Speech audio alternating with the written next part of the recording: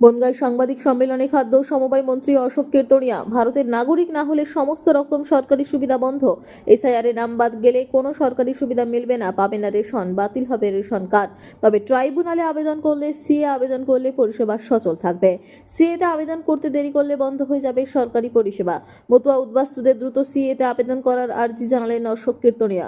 সরকারি চাকরিজীবী, সরকারি ট্যাক্স পেয়াররা বিপিএল তালিকাভুক্ত রেশন কার্ড উপভোক্তা হলে দ্রুত কার্ড সারেন্ডার করার নির্দেশ, তা না হলে কড়া ব্যবস্থার হুঁশিয়ারি। খাদ্য দপ্তরকে দুর্নীতিমুক্ত করার আশ্বাস। 2-1 দিনের মধ্যে আধিকারিকদের না জানিয়ে শুরু হবে সারপ্রাইজ ভিজিট। ছিলেন বনগাঁ মহকুমা হাসপাতাল নিয়ে একাধিক অভিযোগ আপনিও তুলেছিলেন। সুপার থাকে না, চিকিৎসা ব্যবস্থা নিয়ে একাধিক অভিযোগ, মানুষ পরিষেবা পায় না।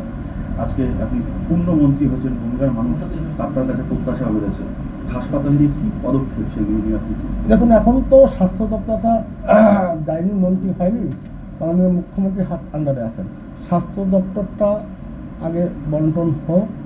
আমি বনগাঁকে বলেছিলাম, মোদির যেমন স্বপ্ন সোনার বাংলা, আমার স্বপ্ন সোনার বনগা। এটা আমি ইলেকশনের আগে বলেছি, সেটা আমি কথা দিয়েছি, সেটা আমি পূরণ করব।